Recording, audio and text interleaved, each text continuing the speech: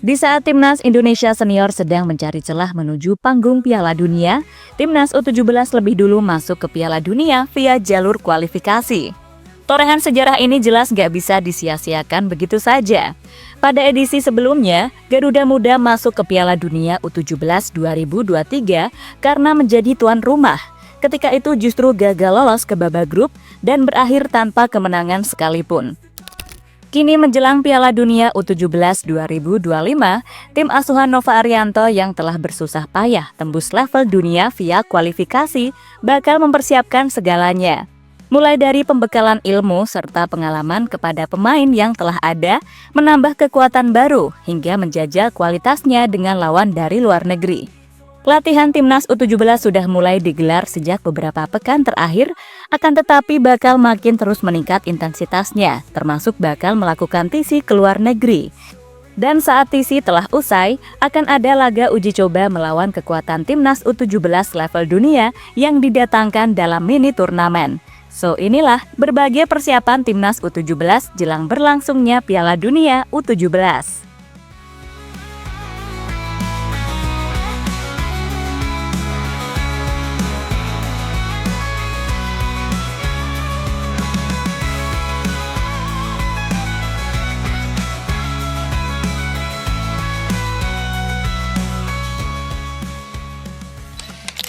Piala Dunia U17 2025 akan digelar di Qatar pada 3-27 November mendatang.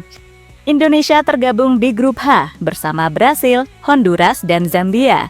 Setelah memastikan tiket ke putaran final usai mencapai perempat final Piala Asia U17 beberapa waktu lalu. Langkah pertama yang dilakukan Nova Arianto adalah sedang melaksanakan persiapan. Saat ini, tim berada di Bali. Evandra dan kawan-kawan sedang menjalani pemusatan latihan yang berlangsung dari tanggal 7 Juli hingga 6 Agustus mendatang. Sebanyak 34 pemain yang lolos seleksi dalam tahap awal ini, termasuk 4 pemain keturunan Indonesia yang terlihat ikut latihan pada Rabu.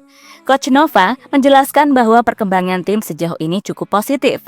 Fokus utama dari TC ini adalah membentuk fondasi tim sekaligus menjajal kekuatan para pemain baru, termasuk dari diaspora.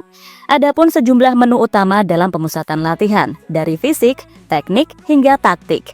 Dan semuanya dipelajari ulang. Bahkan konsentrasi pemain pun dites, bukan cuma saat latihan, tapi juga dalam simulasi tekanan pertandingan. Karena Nova tahu, nanti di Qatar yang diuji bukan cuma otot, tapi juga otak dan mental.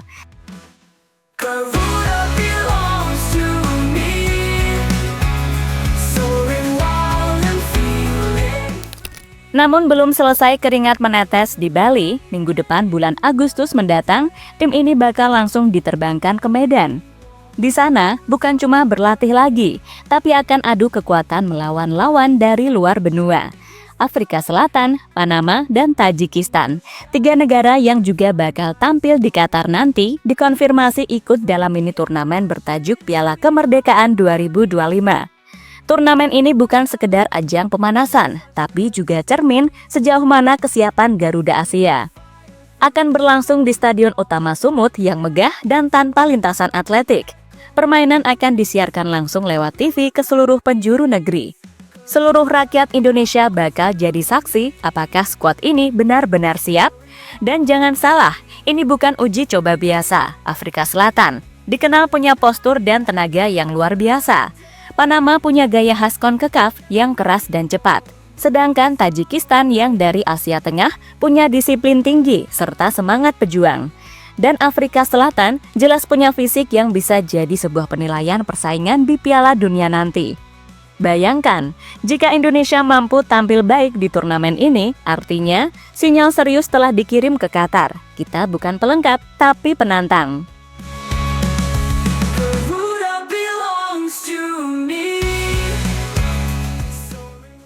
Setelah turnamen itu selesai, ternyata Garuda Muda nggak bakal kembali ke Bali. Timnas U17 akan lanjut terbang ke Eropa dan Timur Tengah untuk TC di luar negeri. Setelah ini, rencana kami ada TC di Spanyol, Yogyakarta, dan Dubai. Dan kami baru lihat skuad kami nanti terakhir di sana, kata Nova di sela TC anak asuhnya di Bali United Training Center, sumber Tempo.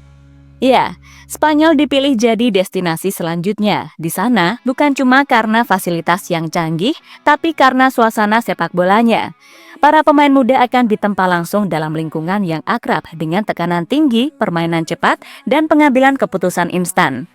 Spanyol juga bisa jadi tempat para pemain diaspora Indonesia di Eropa untuk menunjukkan diri, karena ada kabar bahwa beberapa pemain keturunan yang berdomisili di benua biru bakal menyusul di sana. Setelah itu, tim akan terbang ke Dubai, sebuah langkah jenius dari tim pelatih, karena dengan Piala Dunia digelar di Qatar, Dubai punya kondisi yang hampir serupa, mulai dari cuaca, suhu, bahkan zona waktu yang persis. Penyesuaian bukan cuma soal teknik, tapi juga metabolisme tubuh. Latihan pagi dengan suhu di atas 35 derajat, kemudian simulasi malam hari di bawah cahaya terang stadion mewah. Semua dibiasakan agar nanti ketika peluit pertama dibunyikan di Qatar, tak ada yang gagap, tak ada yang kaget panggung. Dan terakhir, sebelum pamit untuk betul-betul berangkat ke Piala Dunia, Timnas U17 akan menutup pemusatan latihannya di tanah air di Kota Budaya Yogyakarta. Di kota ini, pelatih Nova ingin membentuk kembali roh kebangsaan agar para pemain benar-benar sadar bahwa mereka bukan sedang main untuk klub, bukan sedang tampil untuk diri sendiri, tapi untuk nama besar Indonesia.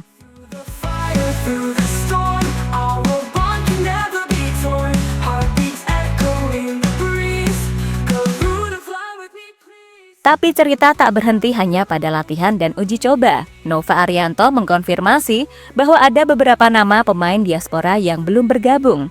Karena mereka masih menyelesaikan sekolahnya, namun mereka tetap dipantau secara ketat. Kami masih menunggu situasinya, tapi itu belum menjadi skuad terakhir kami menuju Piala Dunia, ucap Coach Nova soal 3 pemain diaspora yang sedang ditunggu kehadirannya. Ketiga pemain tersebut ada Lucas Lee, pemain Amerika berdarah Jawa, yang dikenal punya gaya bermain menyerupai Weston McKennie. Tenaganya kuat, kakinya cepat, dan stamina tak ada habisnya. Lalu ada Nicolas Mjolsson, anak muda berdarah Indonesia Norwegia yang biasa bermain sebagai bek tengah. Tinggi besar, disiplin, dan punya ketenangan luar biasa. Sosok yang mungkin bisa menjadi tembok kokoh Garuda. Dan terakhir ada Mike Rajasa, kiper muda dari Belanda yang saat ini bermain di akademi klub Eredivisie. Tangan lengket, refleks cepat, dan punya postur menjulang. Dia digadang-gadang sebagai kiper masa depan timnas. Kalau 3 nama ini bisa bergabung di detik-detik akhir sebelum Qatar, bisa jadi inilah skuad Indonesia U17 terbaik yang pernah ada. Serius, karena mereka tidak hanya berlatih di luar negeri, tapi juga terbiasa menghadapi lawan-lawan kelas elit sejak dini. Selain 3 nama itu, ada juga 6 nama lain yang telah berada di TC Bali. Mereka juga sempat disambut kedatangannya.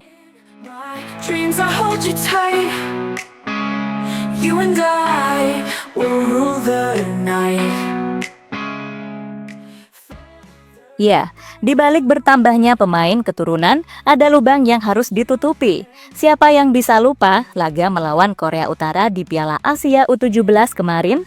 Kekalahan telak itu membekas di memori para pemain dan tentu saja pelatih. Nova Arianto bahkan menyebut laga itu sebagai cambuk keras yang membuat tim harus bercermin. Kita butuh fisik yang lebih baik, kita butuh transisi yang lebih cepat, dan yang paling penting, kita butuh kedalaman skuad yang mumpuni. Itulah mengapa, selain memperkuat yang sudah ada, pelatih dan federasi tidak main-main dalam mencari darah baru. Namun di tengah padatnya latihan dan tekanan harapan publik, suara tenang datang dari salah satu pemain depan, Fadly Alberto. Anak muda ini tampil impresif dalam TC Bali dan mengaku fisiknya sedang dalam kondisi terbaik. Striker muda Bayangkara Youth ini juga buka suara soal progres TC tahap pertama yang kini makin intens dan penuh program khusus. Kalau kondisi fisik cukup baik, karena latihan sudah berlangsung dari Kuta hingga pindah ke Bali United Training Center saat ini.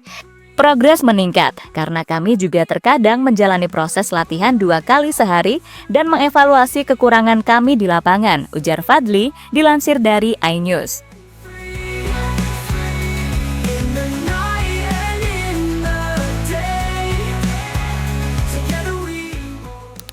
Dan bukan hanya Fadly, rekan-rekannya juga mulai padu. Chemistry antar lini makin terasa. Tidak ada lagi ego, yang ada hanya kerjasama dan tanggung jawab bersama untuk Merah Putih. Sebab secara target juga cukup spesial. Nova Arianto menyebut target awal adalah lolos dari fase grup. Lewat runner-up pun gak masalah, wajar karena kita satu grup dengan Brasil, Zambia, dan Honduras, lawan yang tak main-main. Brasil jelas unggul, tapi Honduras dan Zambia masih bisa dilawan dengan taktik yang tepat dan keberanian. Namun di balik target realistis itu, ada ambisi besar di dada para pemain. Mereka ingin menjawab cibiran masa lalu. Mereka ingin membuktikan bahwa Garuda Muda bisa bersaing. Dan yang terpenting, meraih kemenangan agar tak mengulangi kesalahan yang sama, seperti saat Piala Dunia U17 2023 ketika kita menjadi tuan rumah.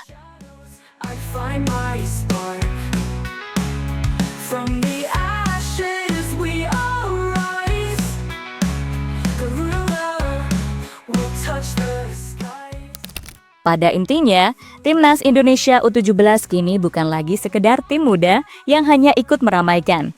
Mereka datang ke Piala Dunia 2025 dengan luka yang belum sembuh, ambisi yang menggelegak, dan persiapan yang tidak main-main. Dari panasnya Bali, sengitnya mini turnamen Medan, dinginnya Eropa, hingga teriknya Dubai, mereka diuji bukan hanya secara fisik dan taktik, tapi juga mental sebagai wakil bangsa. Para pemain diaspora yang sedang ditunggu, Lukas Lee, Nicholas Nielsen, dan Mike Rajasa bisa menjadi kepingan terakhir dari puzzle squad impian. Namun siapapun yang akhirnya terpilih, satu hal yang pasti, mereka akan membawa lambang Garuda di dada dengan penuh tanggung jawab. Nova Arianto tahu, jalan menuju sukses bukan hanya soal menang, tapi bagaimana tim ini tumbuh jadi cerminan masa depan sepak bola Indonesia. Generasi yang kuat, matang, dan siap tampil di panggung dunia. Dan saat peluit babak pertama dibunyikan di Qatar, nanti mari kita doakan satu hal, semoga mereka tak hanya bermain, tapi meninggalkan jejak sejarah. Karena kali ini, Garuda Muda datang bukan untuk menumpang lewat. Garuda Muda siap datang untuk mengguncang babak grup Piala Dunia.